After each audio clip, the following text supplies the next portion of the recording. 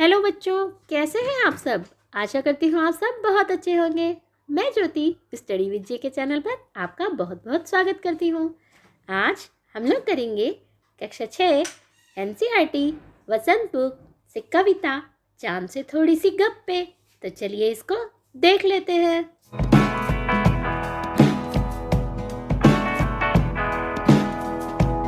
बच्चों, ये जो कविता है ना, ये लिखी है शमशेर सिंह बहादुर जी ने।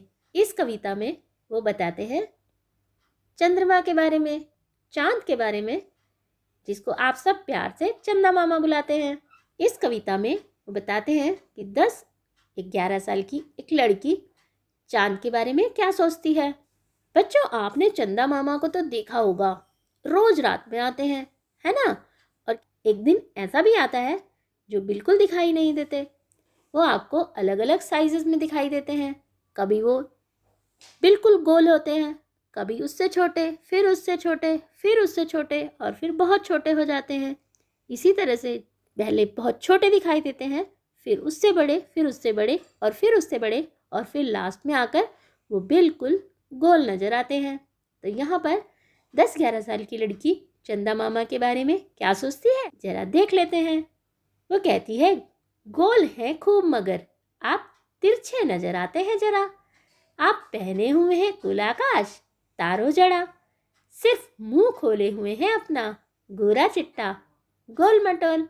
वो लड़की कहती है कि आप बिल्कुल गोल नजर आते हैं। आप गोल हैं खूब मगर आप गोल हैं, लेकिन थोड़े से तिरछे नजर आते हैं। आपने देखा होगा ना बच्चों, चांद जो है वो कैसे नजर आते हैं, गोल होते हुए भी थोड़े से तिरछे नजर आते हैं। ऐसे ही वो लड़की भी यही कहती है। वो कहती है कि आप गोल तो खूब हैं मगर थोड़े से तिरछे नजर आते हैं। आपने क्या पहना हुआ है, आपने पूरा आसमान पहना हुआ है तारो जड़ा। आप भी डिफरेंट डिफरेंट टाइप्स की ड्रेसेस पहनते हैं ना, अलग अलग तरह की ड्रेस पहनते हैं। उसी तरह से चंदा मामा आपने भी तारो जड़ी ड्रेस पहनी हुई है। आपकी ड्रेस ऐसी है जिस पर बहुत से तारे लगे हुए हैं। आप उसमें से कैसे हैं, सिर्फ मुंह खोले हुए हैं अपना गोरा चिट्टा गोल मटोल, और उस ड्रेस में से आपका केवल गोल सा मुंह ही दिखाई देता है जो बिल्कुल गोरा चिट्टा है और बिल्कुल गोल मटोल है। अपनी पोशाक को फैलाए हुए चारों सिमत आप कुछ तिरछे नजर आते हैं, जाने कैसे। खूब है गोगी, वाह जी वाह, हमको बुद्धू ही निरा समझा है।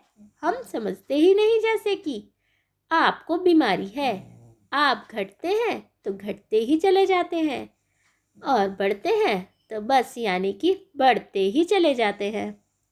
दम नहीं लेते हैं जब तक बिल्कुल ही गोल ना हो जाए, बिल्कुल गोल।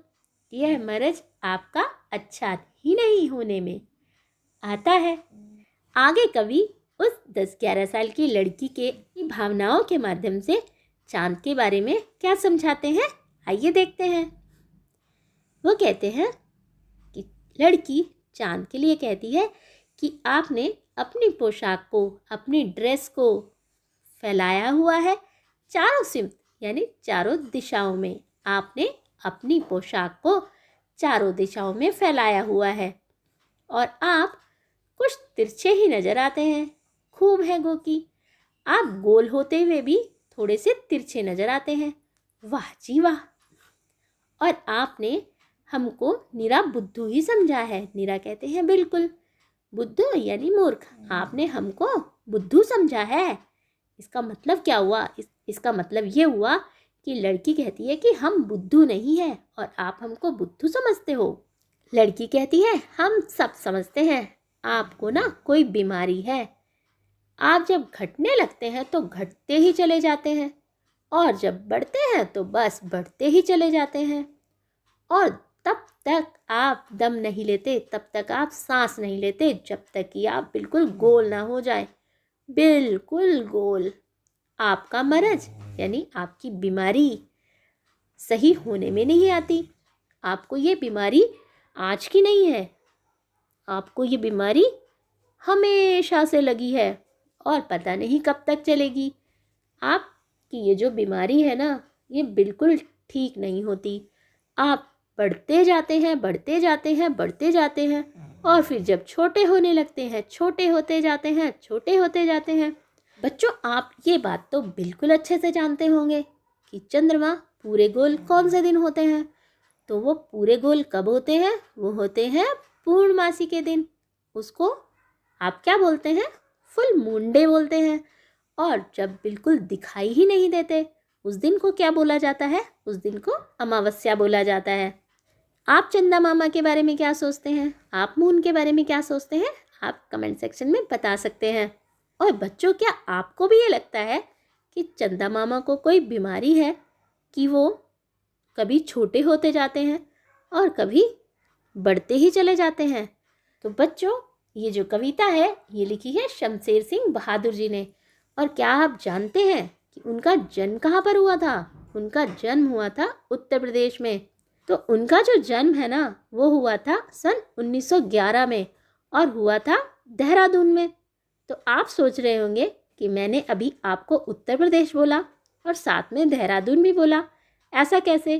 कि देहरादून तो उत्तराखंड में है, लेकिन बच्चों पहले जो है ना, देहरादून उत्तर प्रदेश का ही हिस्सा था और सन 2000 में उत्तराखंड को एक अलग राज्य घोषित कर दिया गया था और उत्तराखंड में देहरादून आता है। तो इस तरह से आप ये भी कह सकते हैं कि शमशेर सिंह बहादुर जी का जन्म उत्तराखंड के देहरादून जिले में हुआ था।